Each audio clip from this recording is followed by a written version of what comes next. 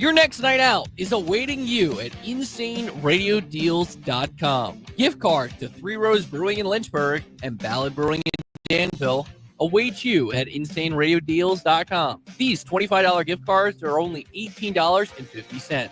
Enjoy their weekly events, trivia, bingo, live music, and their multitude of taps at Three Rose Brewing in Lynchburg and Ballad Brewing in Danville. $25 gift cards for only $18.50 at InsaneRadioDeals.com.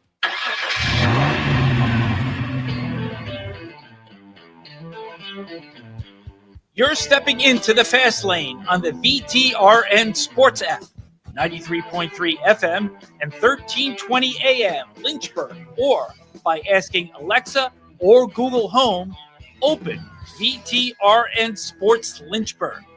Now, take the fast lane through the topics that matter across the Commonwealth. This is the Fast Lane with Ed Lane. Whenever we bring up something like this about where college athletics have gone and the state in which they find themselves, I'm not Mr. It is all terrible and bad. I just look at things for what they are and in tiers. JMU and Liberty, to an extent, are feeder programs. Yes, I think we understand that at this point. But I also appreciate the fact that guys there, some of them are looking to move on to greener pastures, literally or figuratively speaking, in the immortal words of Kenny Powers. Dollar bills, y'all. And some of them are very content with where they are in their situation and setup and embrace it for what it is. And look, I've said this before. I'm not against players getting paid. I do want to see an era where they collectively bargain. And the folks that are in charge, I'd love for it to happen, but I hold my breath, particularly when those at the top of the food chain, the SEC, the Big Ten, and Notre Dame, might actually benefit the most from a higher level of disorganized chaos because their deeper pockets can just rule the day. And we know that Dollar bills, y'all. Translates to lots of power. As we play both the Kenny Powers and Melissa McCarthy from Saturday Night Live sound effects. But it's not all gloom and doom. But there are things that are lost in this day and age when it comes to college athletics. One of them being something that I think Tom Brady brought this up. And of course, you didn't hear it on Sunday because you were listening on the VTR and Sports app or asking your smart speaker. He's not that great anyways. You're not missing a ton. But in this case, you were missing something because I actually think this was one of the few pearls of wisdom that Tom Brady provided during the broadcast. And that is the difference between stars and champions. Point about A.J. Brown, right? We just said he's got 2 targets. He hasn't been involved, and he makes that block. How do you not love and respect that? I've always felt there's a difference between a star and a champion. And champions do whatever it takes to win. Stars can all make plays. They're all over the NFL. I look at receivers who catch balls, run for yards. Are you willing to do the unselfish work that you need to do in order for your team to win games in big moments? Tom Brady, with a rare, in Trey's eyes, moment of quality insight. All you need is to find that inner excellence like A.J. Brown does every week. Yes, that book that now is vaulted to the top of the Amazon bestseller list, Power of Philadelphia Sports Fans right there, and comically so. By the way, that guy was apparently massively in debt. I'm sure that's not the case anymore. He got a big boost today. Yeah. Well, the Debt Relief Clearinghouse got a phone call this week. I was going to say, he got interviewed, but I think he wasn't a football fan. Just imagine, he's not a football fan, and it's just a random Sunday for him, and all of a sudden his phone is going off in a place like it's never had before. So it's quite funny. He's out to dinner, date night with the wife, and you just hear, and all of a sudden it keeps buzzing, and then he's looking at this stuff. And then the next morning, he opens up his bank account. It's who's AJ? Where did all this come from? Gets an email from Amazon. It's these blank have been purchased. Yeah. We'd like to inform you that you now have got a couple 100,000 books have been sold overnight. Get ready. You have a couple $100,000 coming your way. Congratulations. But no, Tom Brady's point there, the point Tom Brady made about stars caring more about the accolades and what it takes versus champions and doing what it takes to win. It is such an unsung point. And look, I'm old school in the sense that I love how sports can help people realize what it takes to win. Sometimes it's self-sacrifice in terms of your role. Sometimes it's sacrifice in terms of, your body or your energy or your mind. It's all things designed to ultimately create the betterment of a team. And I think there's a delicate art that's been missed in the gotta get mine world, because there have been generations where you preach that, but then you don't really practice it. Hey, we're everybody for the team. But if we get a better opportunity, we'll shut down the entire shop and we'll go to another country because labor's cheaper and you 500 people, y'all are out of work. Tough, you know what? I mean, look at that. That's part of it. And that's the reality of the world. But it's balancing that for the betterment of the team and doing the best you reasonably can. It's, I know this isn't tangible, having a conscience. And like, selfishly here, faith-based people, I think, generally speaking, I'm a Christian, so I'll go with mine, but other people have other faiths that would listen to the Fast Lane. We welcome them all. I think there's value to having that in terms of just a moral compass. Not to say that people that are not really religious don't have moral compasses, but I think when you are, it gives you an extra moral compass on which to lean, an extra source of strength and inspiration, which I do think translates into the world of sports in terms of the champion's mindset of doing what it takes to be a champion and whatever it is you do, even if it means a bit of sacrifice at certain times for what you want in your best interest, thinking bigger picture. And all of this is to say, it's kind of an idea of where college athletics are right now. Because again, I'm not against players getting paid. By all means, please, I think they should be getting paid. But it goes back to what Tony Bennett said at his retirement press conference. And we brought this up yesterday in the Fast Lane, but it's definitely worth reiterating in lieu of what we will share after this. I think it's right for players, student athletes to receive revenue. Please don't mistake me. I do. I think it is. But the game and college athletics is not in a healthy spot. It's not. And there needs to be change. And it's not going to go back. I think I was equipped to do the job here the old way. And that's who I am. And that's how it was. And my staff has buoyed me along to get to this point. But there needs to be change. It's going to be closer to a professional model, Coach Carlisle. I think it is, where there's got to be collective bargaining. There has to be a restriction on the salary pool that teams can spend. There has to be transfer regulation restrictions. There has to be some limits on the agent involvement to these young guys. And there are good agents and there are bad agents, and they're driving some of this stuff that we're in. And I worry a lot about the mental health of the student athletes as all this stuff comes down. Good agents, bad agents, and worrying about the mental health. Look, that's where the reality is from players that can benefit from some kind of structure around the setup in college athletics. Again, I have no fault with anybody getting money. Go get the money you can, please. But as much as players have the leverage to move from spot to spot to spot, and they'd have to concede that with contracts, you're also probably getting a much more fair deal. Because if I'm a player in college athletics, I would, rather than trust your friend who has negotiating expertise, said sarcastically here in the Fast Lane, I'd go with a firm like Rosenhaus or a firm like CAA with Jimmy Sexton, who's the power broker and may know what your value is and where you could go. Just saying. I'd go with someone like that, because they have such depth of clients built up. And they're thinking bigger picture. Start the relationship in high school, continue it and cultivate it in college, and then where you really cash in is in your professional opportunities. You're going to get so much more value for yourself by going that route than by going with the handler who follows I'm just going to say it, Noah Rosenfeld, who was on a podcast earlier this week. Well, I guess over the weekend, technically. And he was on the podcast and was talking about everything else that goes into agency work and brought up a staggering number, in terms of what these guys are making, agents that is, to the point where it's almost like they're operating like loan sharks as opposed to agents.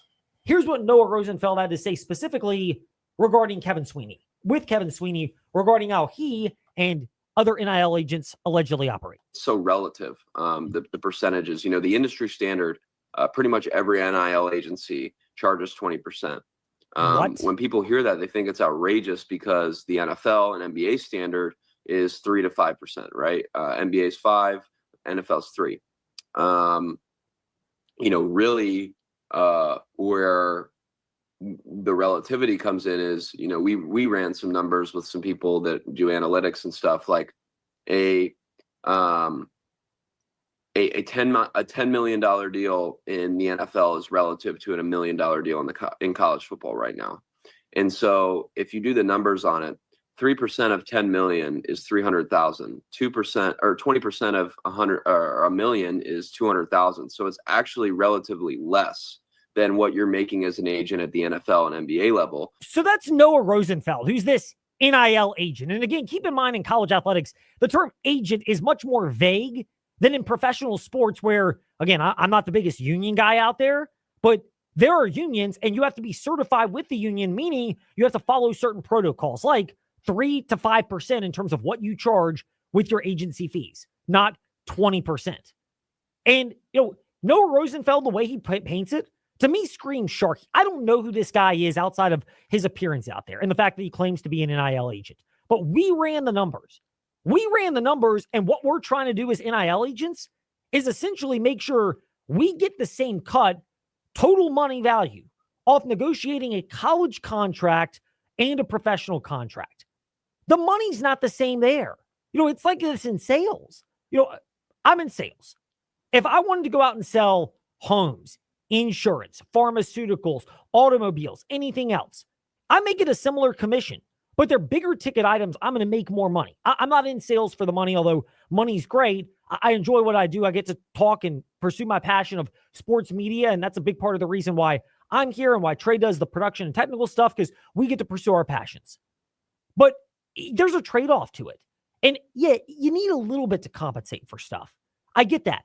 But when you're just asking people to fork over 20% of their net worth, by the way, when they're less likely to get big contracts, is that really the route you need to be going? If I hear something like that from a Noah Rosenfeld, again, I don't know this guy from Adam and Eve, but when I hear stuff like that, my initial inclination, having no dog in the fight, would be, if I'm advising anyone, run for the hills and get away from that type of attitude and behavior. And frankly, they're the ones that I think stand to gain the most by asking guys to constantly enter the transfer portal, to go back to their schools to ask for pay raises and pay increases, because you're forking over so much to an agent that you need to make sure your agent stays happy, your family, and what you should be getting versus what you are getting because of your, quote, agent, end quote.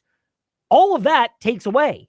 So it creates this mucked up cesspool environment, which again goes back to the fact that I would love there to be some level of uniformity in this rather than complete anarchy and chaos where I don't think anybody outside of the shady agents are actually winning. And again, we'll ask Ryan Leaf in about 10 minutes from now when he joins us. But if I'm a prospective college athlete, why wouldn't you go with one of the bigger established professional sports firms like a Rosenhaus or a CAA where they don't need as big of a cut? And you're really it's an entry point for them to get more money off of you, similar percentage maybe, but more money off of you when you get the big contract in the pros. And ultimately, everybody's watching out for their best interest to an extent, but they're also watching out for your best interest to a much greater extent.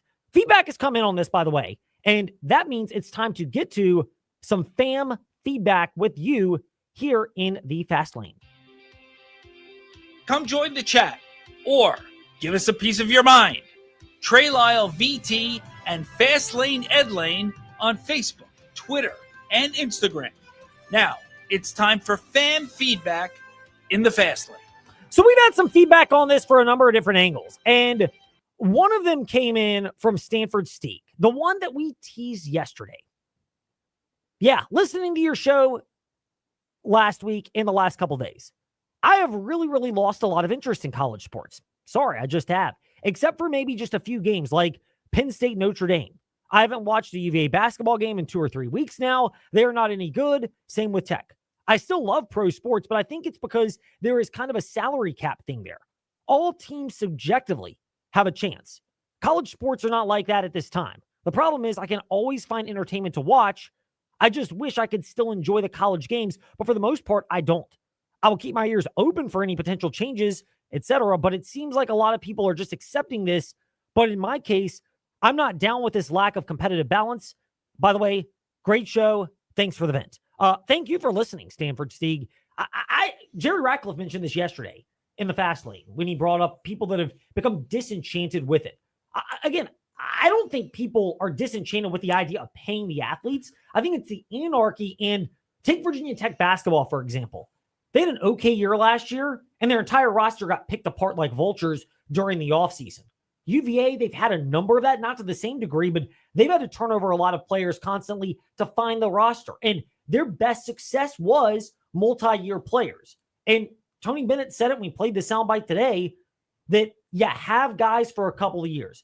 I think a more contract-based model at least allows for that. I'm a big advocate for that, but the challenge has often been that you have some conferences that I think benefit from complete anarchy. The SEC and the Big Ten and Notre Dame, because they have all the money, and so people want to go to those conferences. But I think they may be willing to concede a little bit. But the Big 12, the ACC, and the Big East as well, I think they could stand to benefit from a little bit more structure. I think the Big 12 is forward-thinking. I think the Big East probably is. The ACC is the conference that seems to have clung to this older, antiquated model of, academic athletics, which in reality, it's basically semi-pro. And I'm a bigger advocate that these guys should just be getting paid once. They should be getting paid now. And if they want the education, let them take advantage of it once they are done with their career, and they'll actually get more out of it. Yeah, sorry, Ed. I've hogged the mic, so you're good. I was just thinking Stanford Stieg is right in terms of the fan apathy, but I will say this: like, the one thing that this era has done is it's increased the halves. Like, we've always had the big. You mean the volume of teams that can be considered halves? Yes. So the haves and have-nots have always been a thing. I think Virginia Tech got poached, and then granted, I think they're going with a bigger picture move, which is we have to get our football program fixed. So you need a really good football program, and then you can go back to investing, because they tried it the other way. They tried to invest in all the other programs. You looked at the success softball had, look at the success baseball had, look at the success men's and women's basketball had, but football became just awful, and especially resource compromised. Especially at Virginia Tech, you have to have football as your main source. That's your main source of revenue. It's probably different in Virginia, where it's a basketball school. Virginia Tech, despite the success it had, and probably their best chance to ever get to win a national championship, was that either those last two Virginia Tech women's teams, the one that got to the Final Four and the one that, unfortunately, Liz Kitley tearing her ACL cost them a chance of getting to the Final Four. It's the way that it has to be. And you look at it, like, I think Ole Miss, for example, in football, probably, even though they didn't make the playoff, like, Indiana was a great story in college football. They don't have that without this era. And I don't think Bill Belichick becomes the head coach of North Carolina without NIL in this kind of format. So it's definitely something that, yes, there are a lot more have-nots, but there are also a lot more haves. And I think it's also to get a seat at the table in terms of truly competing. There is now a natural way to do it. And Virginia is showing that they're trying to do that. That with, you look at women's basketball, and football, the investments made. So we'll see how it all shakes out. It will. And, I think ultimately it's evolve and adapt or die. And like, I hate to sound that crass, but that's part of how business works, is you're willing to do that. And ultimately, that's the programs and coaches that have been willing to go down that road, as much of a headache-inducing endeavor as it is, without the regulations and players constantly asking for pays, because you got these agents that are grabbing 20%, and therefore they and their family are not getting as much as they possibly could. That's all a reality of this. But there are enough people to benefit from the chaos. And so Shannon chimes in with a point, by the way, and it's a great question. But Shannon, he says, in lieu of Jim Larinaga retiring and what we've seen in the ACC with Tony Bennett and Dave Clawson and others in college sports, is there any chance of a coach's strike? They collectively decide not to coach unless NIL and transfer portal get legislation. Too many coaches with different agendas. It's the same issue sustaining a player strike in professional sports, which is my counter to that.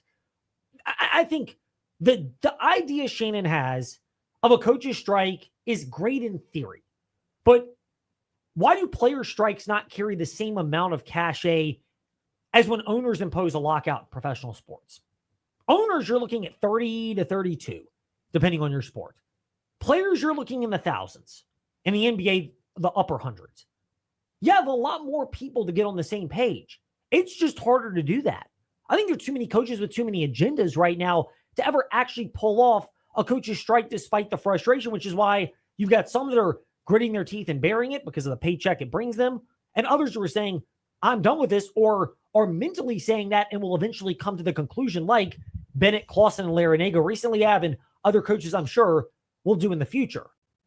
And that's really the direction it's gone. And I kind of wonder as well, because of the direction, it's not the players getting paid, it's the lack of clarity, where the interest lies in college athletics. Because I think, like, from my expertise in air quotes, from my perspective, maybe it's expertise on Virginia area schools, but that's relative. Like, it's not on the par with like a David Teal expertise because he's covered it for a longer period of time. But I think people care about their own schools to a large extent, but it's really hard to get invested in all the other schools given the transient nature. The rosters are more consistently in flux, and therefore it's harder to get behind anybody as a player, because even though in the day you only had them for 2 to 3 years, now you only get them for one maybe.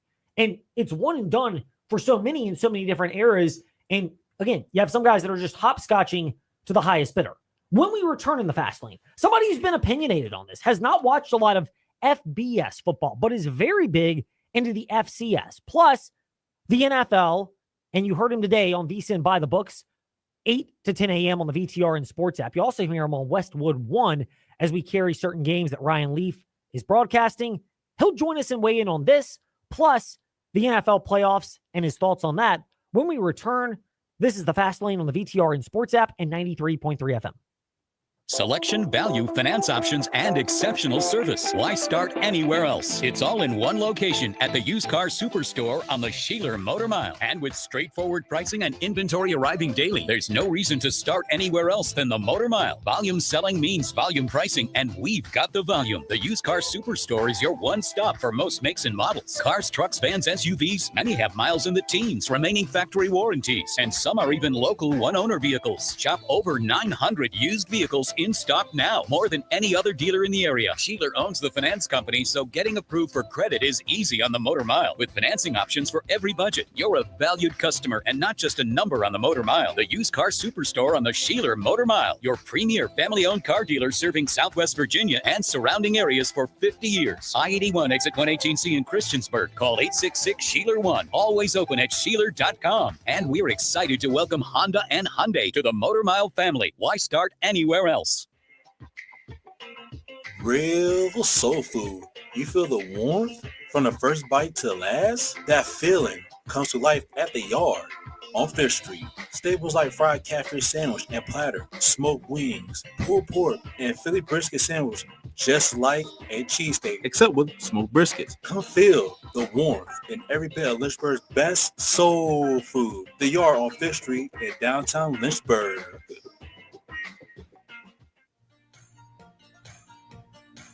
Allstate agent Donovan Howell is now serving Lynchburg. He lives and works here just like you. And with all kinds of local insurance advice, Donovan is someone you can count on to help you protect all that's good in your life. Donovan makes it easy to save on the quality protection you need, and I'll even help you do the switching and the paperwork for you. Call or come by the Donovan Howell Allstate office in Windhurst today. At Three Roads Brewing, we're a fabric of historic downtown Lynchburg. We brew community. Each month, Three Roads Brewing partners with a local nonprofit. Enjoy weekly events like trivia, bingo, and live music while sipping from one of our 20 taps. All to join Three Roads Brewing in supporting Lynchburg. Experience the charm of the Dan River District at Ballad Brewing. Join us for weekly events from our 5,000 square foot tap room. Fun like trivia, bingo, and live music plus 20 taps. And visit Ballad Brewing on Facebook for updated info like special events. Step into the Fast Lane 24/7 at Trey Lyle VT and Fast Lane Ed Lane on Facebook, Twitter, Instagram, YouTube, and wherever you listen to podcasts. Now, back to the Fast Lane. Just a lot of speculation, as we always do here in the Fast Lane, as we're professional speculators, I guess you could say, to a certain extent. You know, NFL playoffs and the interest that's gone on with it. Have you found a slate of games over the weekend where it seems like there's a lot of varied interest in terms of what people think is going to happen? There are a lot of split thoughts as far as the outcomes of these particular games. The Washington Commanders and the Detroit Lions. You know, I've kind of outlined two scenarios. If it's a blowout, I don't think it's going to be Washington. I think it's Detroit. And they may just control this game the entire way. I tend to think the closer the game is, the more it favors Washington. They're better equipped with a quarterback in Jaden Daniels. He's the one guy I just don't want to see right now out of anybody in the NFL playoffs, maybe outside of Lamar Jackson, Patrick Mahomes, of course.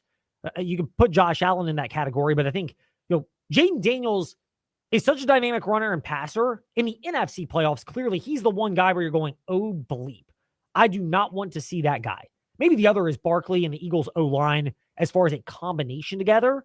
But Daniels can make plays, and it's throwing or running the ball, and it's that dual threat capability that makes him such a viable threat for anybody else. Then you add into it the fact that Washington has had a sense of belief, and I think he's elevated the rest of the team to play above what they're realistically capable of. If you look at this roster for the Commanders, they brought in Frankie Louvu has been a revelation for them this year, but the rest of the guys on this team, a couple of the offensive linemen from Dallas, Bobby Wagner, who's on his last legs, they've elevated guys that are realistically Jags, as they say, just a guy, mediocre caliber players. And yet, you've gotten more production out of that for Washington. That's a big part of the reason and a big part of the appeal for Washington and Jaden Daniels. Meanwhile, I'm confident Kansas City will win, covering what has been anywhere from 7.5 to 8.5 as a spread. I steer clear of it in just the sense that Kansas City has been more than comfortable just kind of throwing their hands up to an extent and just saying, you know what? It is what it is. We'll just play the style that we play, and whatever transpires is whatever is going to transpire. But they're not really focused on a whole lot else. It's winning. Style points don't really matter. The rest of it kind of goes where it goes.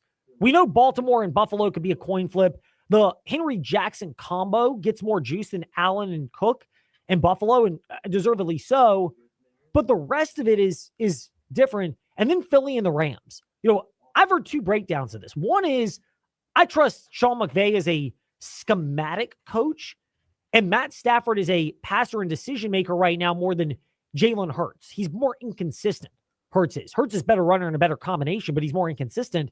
Whereas I trust that, but Philadelphia's line play was so good the last time the Eagles played at the Rams that it really didn't matter, and they were able to just lean on their lines to control the game. Yeah, he's still Saquon Barkley might be still running from that game. It feels like. It felt like it. Went over 200 yards rushing.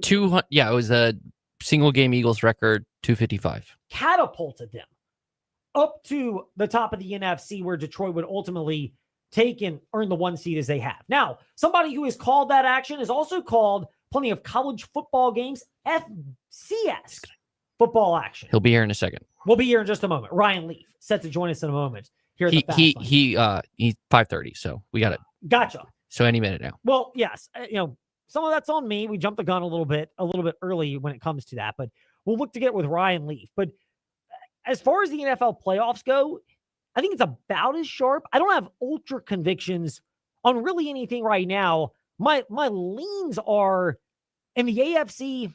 I mean, look, it's a coin flip with Baltimore and Buffalo. The combination of Henry and Jackson means a lot, but going on the road is such a different deal. But in the NFC, I see areas where these could be rather competitive games. Joining us now to discuss that, somebody that you heard this morning on VSiN by the Books, 8 to 10 a.m., right here on the VTRN Sports app, and that you hear on Westwood One's college football and NFL broadcasts, among others, Ryan Leaf, with us in the Fast Lane. Ryan, great to be speaking with you, and appreciate your time. NFC playoffs, is it harder to get a read on who comes out of that as opposed to the AFC, where you kind of have a feeling it's Kansas City against the winner of Buffalo and Baltimore? Well, I think the last team that Dan Campbell and the Lions wanted to see was Washington. I really do. I think they were you do not want to see Jaden Daniels in the playoffs right now in his ability to run the football, use his legs, be accurate. That's a problem. And so even though they're getting healthy and everything like that, this is a tough matchup for the Lions. And so I expect this game to be highly contested and fought. I do think the Lions ultimately come out ahead, maybe on a last-second field goal or be up 2 scores and Washington scores something right at the end. But I like Detroit to win, but it's going to be a close fought game. And I like the road dogs in the Rams. I think they're playing as good a football. I think Chris Shula is scheming up some football like on the defensive side like no one's seen in a while. And you got Sean McVay. So I think they go to Philly, upset the Eagles, and we have a Matthew Stafford, Jared Goff showdown for the NFC Championship. That'd be fun to see kind of the revenge tour as far as who got the best of that deal. We can get to that in a moment, but you mentioned the Jaden Daniels effect, and I've said all week in the fast lane, Ryan, kind of a little bit different from you, which is I can see Detroit with a blowout. They just run the game, they control it. But if it's close, that's the scariest part about Jaden Daniels, right, is the fact that he's been dynamite in the late fourth quarter and overtime of these games this year. Yeah, he's been special. I mean, they've won 13 games. If the game goes in any way like it did at Tampa on Sunday night, that's a problem. That means Jared Goff's on the sideline for most of the game. They chew up clock, a 17-play drive in that game, just chewing up minutes and clock. And you leave Jared Goff on the sideline. And when you have that conversation, that limits possessions. I think ultimately it comes down to the defense. For the Commanders being able to stop Detroit in terms of not scoring touchdowns, but attempting field goals. If they're able to do that, let's say they have 6 scoring drives in this game out of, let's say, 8 drives they have, 6 scoring drives, and they hold the Lions to 4 field goals. That's substantial. 2 touchdowns, 4 field goals.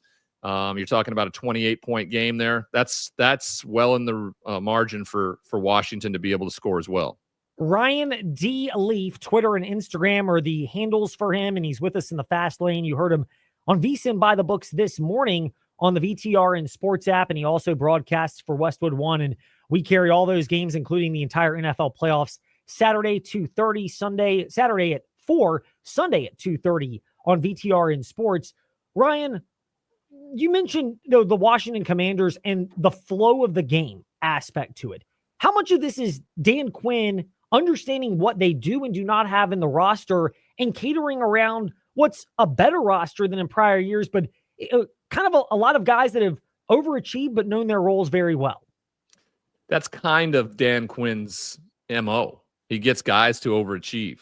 They play well, they rally around the football, and they get the football. They get turnovers. For whatever reason, his football teams are incredibly good at taking the football away. And so I don't have any misconceptions on what Detroit's able to do offensively. Ben Johnson is in his bag when it comes to his offensive scheme. So they're going to have things schemed up.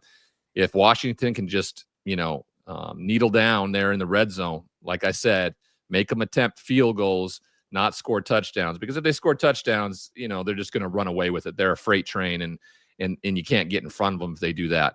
The crowd's going to be going berserk. A chance to host an NFC championship, to go to the Super Bowl for the first time in franchise history. It's going to be about as exciting as you can imagine there at Ford Field for that matchup. Pivoting away from the Commanders-Lions game, which is Saturday night, back to that Rams-Eagles game. You mentioned liking the Rams quite a bit. How much of your confidence is rooted in the coach-quarterback combination favoring the Rams as opposed to Philadelphia? I mean, not so much. For what Kellen Moore is asking Jalen Hurts to do, I don't think there is a better coach and player combination there, too. I just really liked what I saw from Chris Shula in terms of what he's doing defensively. I mean, what he's gotten out of that defensive front in the first year without Aaron Donald, I think a lot of people thought that was going to be a real tough spot getting to the quarterback. And they just absolutely got after Sam Darnold. And not only that, they covered arguably the best wide receiver in all of football, one of the best tight ends in all of football, one of the best wide receiver twos in all of football, and they limited Aaron Jones from doing some explosive things, made Sam Darnold hold on to the ball longer than he held on to it all year long, taking him to the ground in sacks. And that's the one thing that Jalen Hurts will do. Like, he'll hold on to the football and he'll scramble out to the side, and if you're able to keep coverage down the field, he'll throw that away and they'll punt. My biggest concern probably would if Saquon Barkley gets loose. I mean, he's just been unbelievable in Kellen Moore's offense this year. So I would feed him a ton, see if he can break some tackles. But if they rally and get him to the ground, there was times where there were lulls in that game last week. A.J. Brown wasn't contributing, and all of a sudden he's seen on the sideline reading a book and it made it a big deal. It's just, You don't want any of that to take place if you're Philadelphia. You want to be able to, do what they did. Created a fumble on the kickoff to open the game. Those types of opportunities, they can do that, and this defense can be suffocating. That presents problems for the Rams. The difference is it's not Jordan Love back there. It's Matthew Stafford. And I can't tell you with what Brian Flores tried to do defensively, where he lined up people in different spots, brought guys from different places. But any point when they had more guys coming and he had to throw hot, he did. When he knew he was picked up, he waited in there a little longer and he took shots down the field. And that's what a 36-year-old veteran quarterback can do. He's trying to solidify himself a for sure Hall of Famer. And if he were to get to another Super Bowl, especially knocking off Jared Goff and the Lions, I mean, that would be unbelievable. And so, I'm expecting big things. A lot of people don't like them traveling all the way across the country on a short week, warm weather to cold weather with all the fires and everything that's displaced the team. I just think it's maybe brought them together a little bit. I'm excited. This is my favorite weekend of the year when it comes to football. I think this is the top 8 teams in the AFC and NFC, and they're going to go to battle against each other. Ryan D. Leaf, Twitter and Instagram with us here in the fast lane. And he's joining us here talking some NFL playoffs. And we will get back to that in a moment. But obviously, you've got ties to the LA area, and there's a Rams angle to this that we'll ask about momentarily. But how are you? How are your family doing given those fires that are tragically ripping through the Pacific Palisades and other parts of the LA area? Yeah, it was a little touch and go there. Luckily, most of my family was back in Connecticut here. I was out doing some work with the last mile, and when the fires hit, and so all of a sudden we saw the West Hollywood one, the one that hit in the hills, and that's right where our house was. So we got evacuated, but luckily, the firefighters and men and women just were unbelievable, and we got some good breaks with the shifts in the wind, and like anybody, you're at the mercy of whatever happens with Mother Nature, and thankful to all of them. California is one of the only states in the entire union that employs justice impacted individuals who are currently serving prison terms and allows them to fight fires, sacrifice everything to try to save people's homes and everything like that. And there was a multitude of them out there working. Governor Newsom, he put a law into effect where initially when these guys got out, they could not get the job as a firefighter of what they did while they were incarcerated.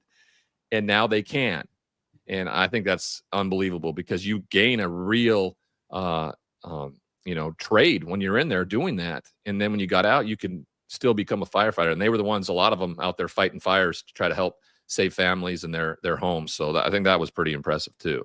Learn more about the last mile at Ryan D. Leaf. It's pegged at the top of his Twitter page about what you can do. And, prison reform is a big part of what they do and giving people, a place to go and purpose when they get done with their time in prison. And Ryan has also spoken about that on the Rich Eisen show a couple of weeks ago. And we, of course, carry the Rich Eisen show weekdays noon to 3 on the VTR and Sports app. So you're on different shows. You're all over our network. Now we're glad to at least have you in the fast lane, Ryan. And we're grateful for that. To the Rams angle to this, do you put much stock into now they're playing for LA, or the distraction part at some point, the emotions catch up to them?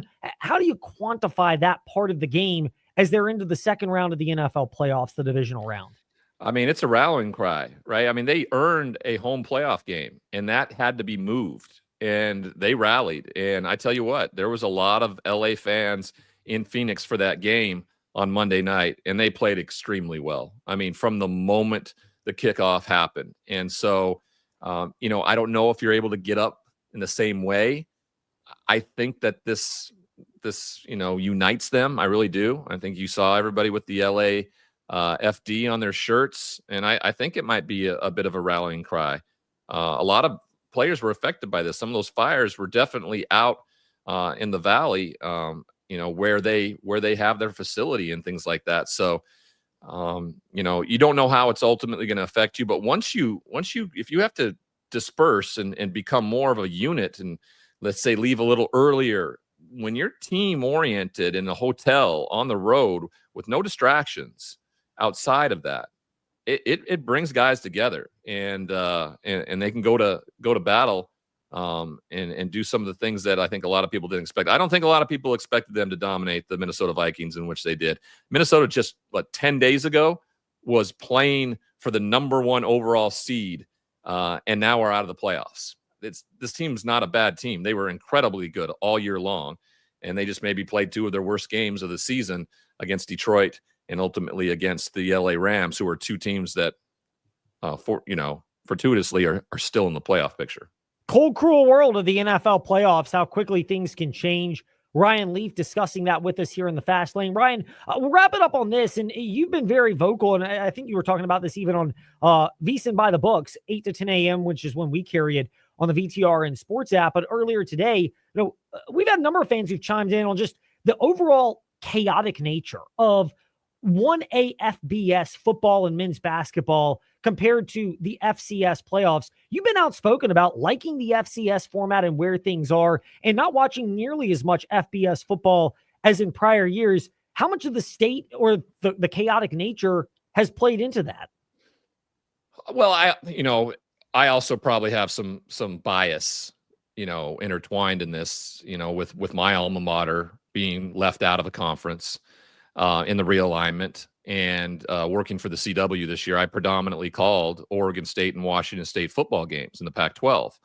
And so I just didn't follow a lot of FBS. I only called 2 FBS games. I called Oregon, Michigan, and Alabama, Georgia. And so, of course you have to be prepared and ready to call those games and everything. But, outside of those 2, I didn't pay too much attention to it. I knew I was calling the FCS championship game last Monday night. So I knew that following the FCS was going to be important. And I think the 2 best teams ultimately played for the national championship. North Dakota State coming out on top and winning, I think, their 11th national championship in the last 14 years. It's been unbelievable, their run. It's been, I guess, more innocent, however, how much innocence you can still get in college football. That existed for me on that. I mean, I'm watching now a lot of that Montana State team that was very, very good. A lot of their better players moving on to the FBS level because of NIL and the transfer portal and stuff. So it's affecting everybody. I just really didn't have too much interest. I'm excited for Riley Leonard. Now, there are guys that I know and I spent time with when he was at Duke. I had a chance to speak to Mike Elko's team down there, and Riley and I, struck up a friendship. And so I've been paying attention to what he's done all year long, and to see him have the success at Notre Dame is pretty special. I don't think anybody's giving Notre Dame a chance on Monday night.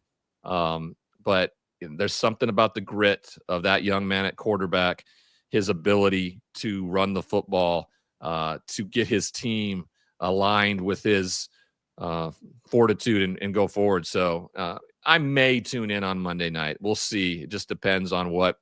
I think my kiddo's got a sports thing Monday night from 5 to 6. So we'll see how that goes. Welcome to parenthood, as we like to say, as you go live it yourself and have kid obligations. We do in our house as well with the twin 6-year-old boys. So it's fun. It's a handful, but it's awesome. So is it having Ryan Leaf in the Fast Lane and your insight that you've been generous enough to share with us. Ryan, we'll keep it locked to Westwood One and VSiN as we hear you on those platforms, and are grateful that you've taken some time for us today here in the Fast Lane. Hey, my pleasure, man. Anytime. Thanks for having me. Our pleasure. Ryan Leaf with us here in the Fast Lane with his perspective on the NFL playoffs and college athletics. When we return, more on that, Drew Dinsick of NBC Sports Bet the Edge next in the Fast Lane. It's time for the annual Volkswagen Sign and Drive event going on now at Terry Volkswagen. During this event, Volkswagen throws out the best deals of the year. For example, right now you can lease a new 2024 Volkswagen Tiguan Wolfsburg Edition for only $389 per month, or a new VW Taos for only $299 a month. That's zero down, folks. Just sign and drive with approved credit. But don't wait, because these deals don't come along often. Come see us today at Terry Volkswagen, where we say you'll love our cars. When shopping for auto liability insurance, it's wise to consider the best policy, not the cheapest. Hi, I'm Randy Trost with Trost Law. It's crucial to have more than the minimum insurance on your auto liability policy. This protects you if you injure someone or if someone without proper insurance hurts you. Having the right policy ensures you have sufficient underinsured coverage to take care of you and your family.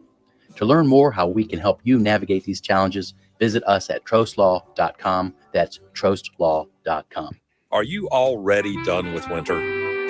At Aquatrek Adventures, we can help you escape. Scuba classes are forming right now.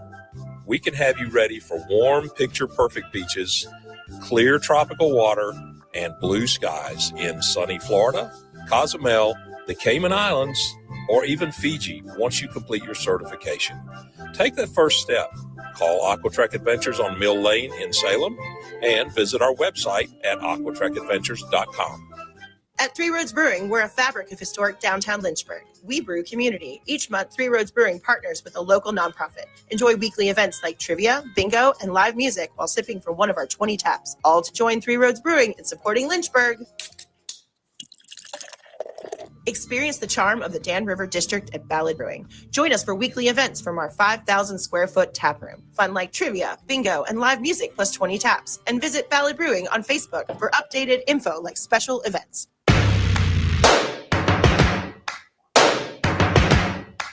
Step into the Fast Lane 24/7 at Trey Lyle VT and Fast Lane Ed Lane on Facebook, Twitter, Instagram, YouTube, and wherever you listen to podcasts. Now, back to the Fast Lane. Superhero status, or skills, if that's what you want to call it, is one of our topics as we welcome you back into the Fast Lane.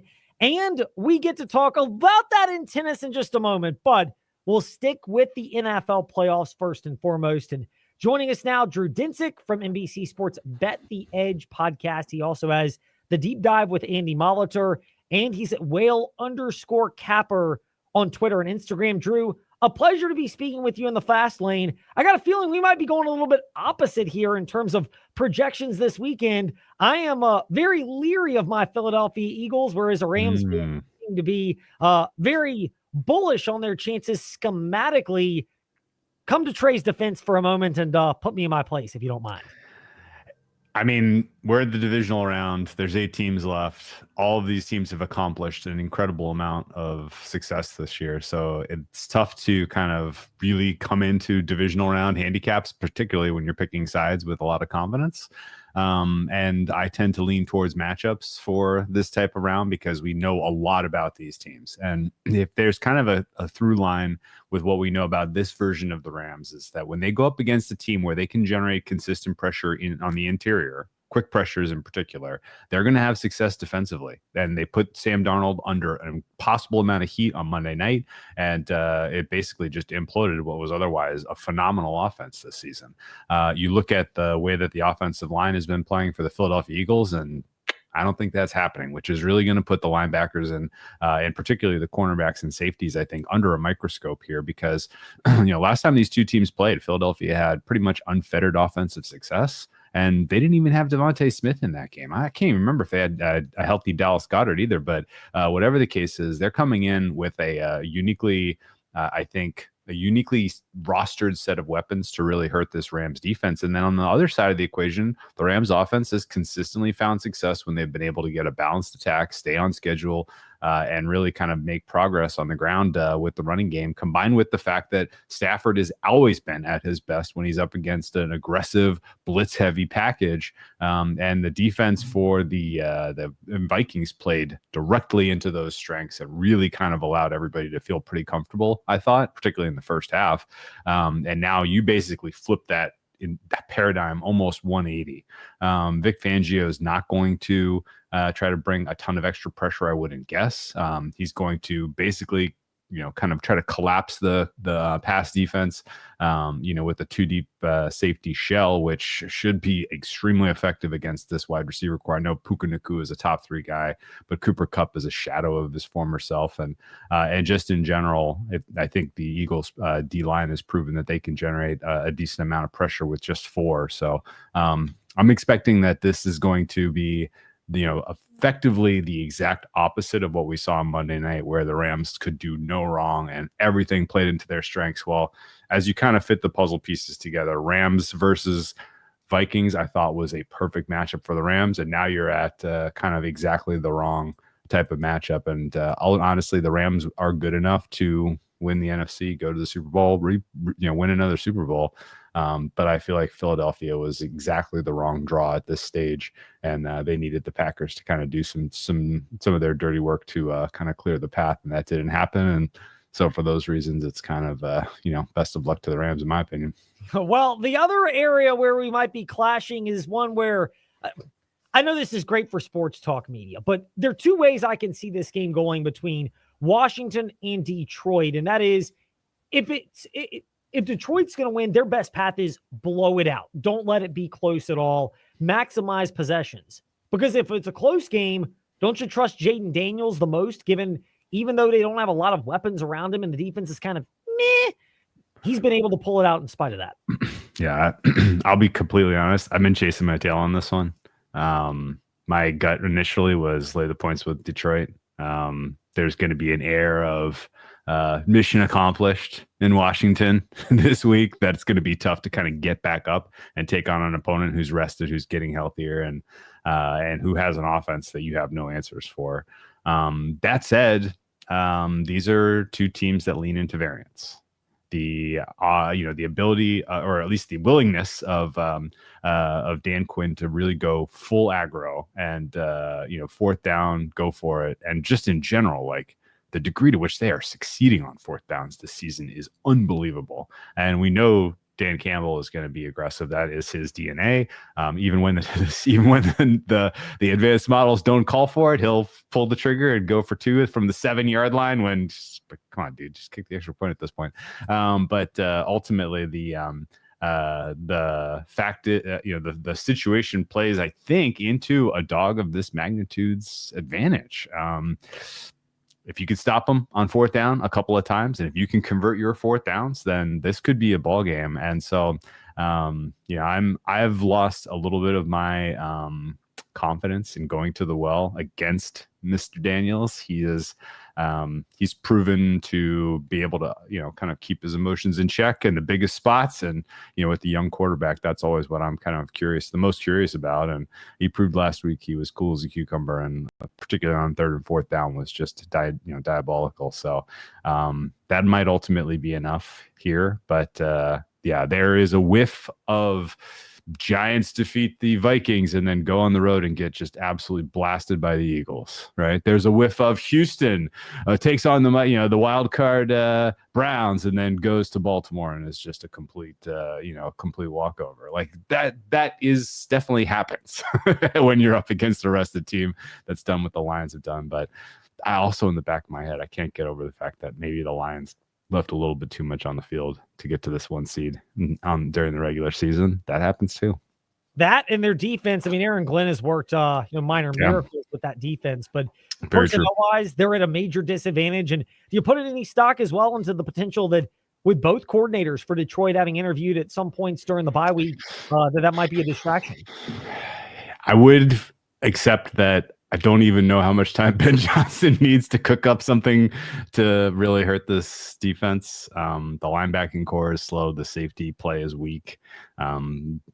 Jared Goff is his most effective when he's attacking the intermediate center of the field. So they might just have center field success on drive one. And then from there, they can play off all the other aspects of their offense that are so, just prey on misdirection and created space. And it could look clinical. But it's definitely on my mind that, the Lions may have peaked too early. They may have left a little bit too much on the field. And I mean, they weren't playing great football down the stretch, really. Like people will kind of key on that Monday, on the Sunday night game that got them the 1 seed. And that was an impressive victory. But there were definitely some other signs over the final, kind of frame of the season where it was like, well, the Lions team that was, 52 points against the Jaguars, like that might have been the peak we saw from those guys. And, now all that said, if they snap back into form here and are just, dominant, then it's going to be hard to go against them in the title game. Whale_Capper, Twitter and Instagram, and NBC Sports Bet the Edge podcast. And of course, the deep dive with Andy Molitor as well. One more NFL, and then we'll go a smidge over the 6 o'clock hour here in the fast lane because I just have to talk some Australian Open and just can't help myself. Have to? I mean, yeah, of course, there's storylines that are already popped out. I get to. Come on, Trey. That's why it's your show. I don't talk about it in the morning. Hey, somebody's got to do that and feed that appetite. Is the NFL going to get what they want? Kansas City against either Baltimore or Buffalo?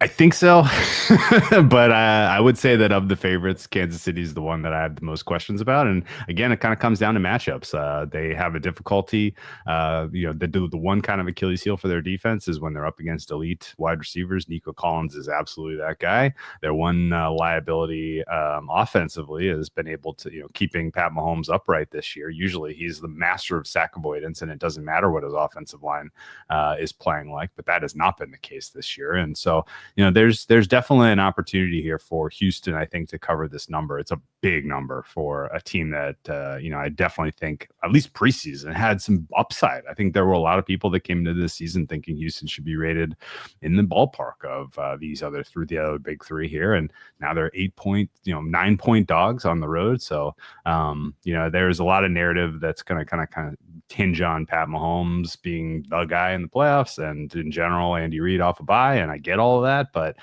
it feels to me at least like Houston fits the right week, fits correctly to expose some of the weaknesses that exist with this Chiefs team. So it could be pretty competitive. And hey, if they take if they come up with a couple of takeaways and the cornerbacks are playing well enough to do that, then they may pull off the upset. But I think as I stand back looking across the board, this looks like a pretty chalky week. And I think, you can pick your horse in Baltimore, Buffalo, but I think the NFC and the AFC title games are going to be exactly what they were hoping for. Yeah. Philly and Detroit, Kansas City hosting Baltimore or Buffalo. Flip a coin for either one of those, and the NFL might like that. No doubt. Whale_Capper is where you can find Drew Dinsick's work, along with the NBC Sports Bet the Edge podcast, for his full breakdown of that Baltimore at Buffalo game.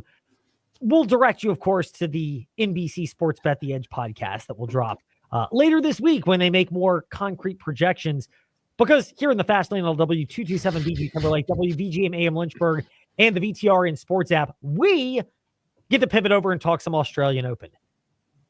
João Fonseca, the sensation from Brazil, has he arrived, or is it premature? Oh, he has arrived. That was a statement win against Andrei Rublev, who has the tools of just a perennial top 10 guy on tour. Now, if you're going to catch a top 10 player in the Australian Open, you want to do it round one, because there's rust. Who knows how focused Rublev was on the Australian Open is going to be my time. Once things kind of went sideways for him in that match, he might have just been like, all right, I got another couple months off then, and we'll tune up for Indian Wells. But that said, the tennis that he put on display, and in particular his aggressiveness and shot making from both wings, was just sublime. And he is extremely young, and what is fun about that is that, with the right coaching and with the experience of taking on some of these guys at the top of the sport right now, he should get better. And that is very exciting for men's tennis, because I don't think any of us want what currently exists for the next 10 years, which is like, hey, we're at another Grand Slam. Tune in 2 Sundays for Alcaraz Sinner when it finally starts, right? Like, we'd like more drama. We'd like more intrigue, and Fonseca might be that guy. All that said, it is like unbelievable to see him getting rated the way that he is in these match by match numbers now. And I get it that they got crushed on that Rublev market, but 530 favorite against Sonego, who is like, he's a pro.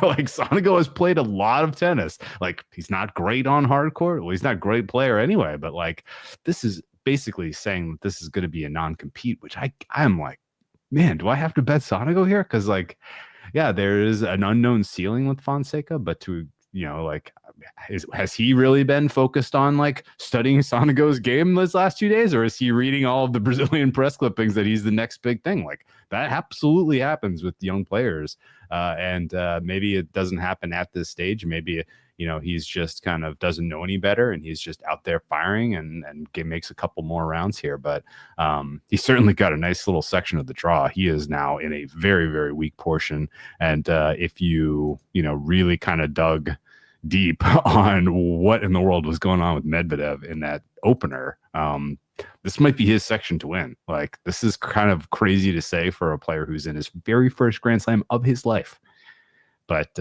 he is that good, and he is certainly the story tonight. Preach, Professor Dinsick. I've got him at 11-1 to win his quarter. I can't jump on him to win. It's not 14-1, which I've heard some people got, including your buddy Gil Alexander. But sure. And then, by the way, there was one sports book I asked if they could put it up because, of course, once you do that, then they can of course. And the book actually declined to put him up to win the quarter until his first match was done, and they put him up and it was 5-1. I'm like, let's just fire at 11-1. Sometimes you'll do it and you'll be glad you got it, and I would say I am. All that being said, with this João Fonseca, this Brazilian sensation, I'm not ready to bet on him to win the Australian Open. Usually you have to lose one or two of these to the top players to figure out how to play them. We saw that last year with Alcaraz, or a couple of years ago with Alcaraz and Djokovic in the French Open, where Djokovic just toyed with them. And then at Wimbledon, he figured it out. Am I off base in thinking that if Fonseca is going to do this, French is tough because it's clay. Maybe his game translates to grass, but the most likely scenario, if he's going to make that deep run and maybe contend for a championship this year in the Grand Slams, would be the U.S. Open, just because the amount of court time that he would have throughout the year leading up to it. Yes. So agree. When he breaks through, that's probably where. But year, I'm thinking more like 2026 than 2025. When you have this much game and you are this good this early, like he's going to make deep runs at Indian Wells, Miami, clay cycle. Like he'll probably go to the South. He'll probably do the Golden Swing in South America in February, and he might win a couple titles there. Who freaking knows? But like he's got enough game that he could put in a little too much court time for how young he is by the time we get to the hard court swing.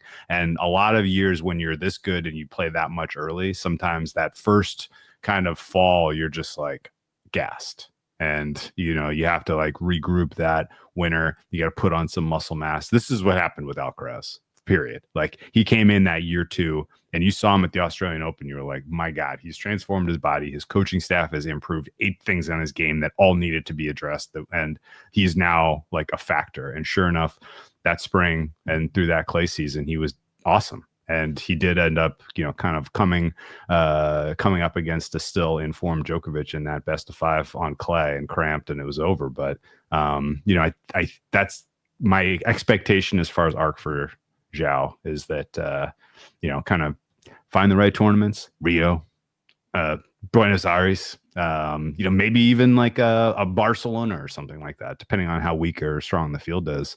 Estoril. Like he'll go to a couple of 250s, 500s and be the best player and not the top ranked player, and you might get some prices on him. But my gut is he's too good to like just be a warm up build into the U.S. Open this year. But hey, we've seen crazier things.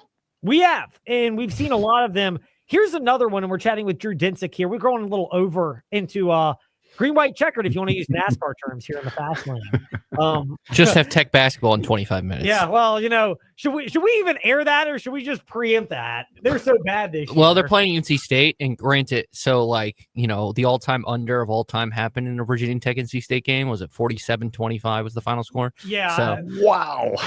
So you got to air that. Yeah, maybe we get a repeat of that. Virginia, by the way, is capable of producing that this year and most years. But anyway, we digress on that, Drew. Women's. Sure.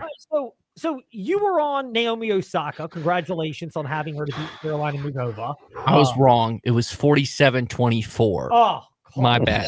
I'm sorry, Trey. Oh my goodness. Football games, although Tech hadn't had many, but football games have been higher scoring. And that was when Virginia Tech was the 12th ranked team in the country. Oh my goodness. Yes. Well, actually, true story. Quick side note. I was watching that game while covering a Virginia basketball game, and we were laughing at how this might be the one time where the game that we were at was not the eyesore to watch. That's how bad that one was. Congratulations to you, Drew, though, on Naomi Osaka beating Karolina Muchova. If she produces what she did in the second and third sets, is her upside good enough to even challenge Aryna Sabalenka at the top of this Australian Open? The question just being, can she match that consistency night in and night out? From your lips, Ed, I want to see it. I really do. That would be the best match of the early half of the calendar. Sabalenka, if you don't already know, is the 2-time defending champion. If you really break down her 2 titles, other than the Rybakina final, there wasn't really a challenge in there. She's just the best on this court. The court speed is exactly in her wheelhouse for what is good about her game. But what we saw from Osaka, I think, particularly in the second and then to close out that third set, was just phenomenal. And Osaka has produced the only level that I have seen as good as Sabalenka in the last 10 years in Melbourne, among the women. The quality that she had in 2021 on her title run was as good as what you saw from Sabalenka the last 2 years. And if she can get back to that level, then that semifinal will be one for the ages. The standing in her way, however, is like every other good woman. Osaka has the most ridiculous draw that I've seen anyone who can win a tournament. She had to beat Caroline Garcia in round 1, who beat her at Australia last year. She had to beat Muchova in round 2, who beat her at the US Open last year. And now she draws Belinda Bencic, who has had a good long time off for maternity leave and is playing phenomenally well in round 3. And who, by the way, has beaten her plenty of times in the past, albeit all on slower surfaces, clays or slower hard courts. I think that the market is a little shy on Osaka against Bencic because of that, but that is just speculation. Actually, I'm going to bet it. What am I talking about? Osaka for me all the way here. But the Bencic match would be followed by a Coco Gauff match. Coco Gauff, of course, the U.S. Open title winner from 2 years ago, who's second choice before we saw the draw for this tournament.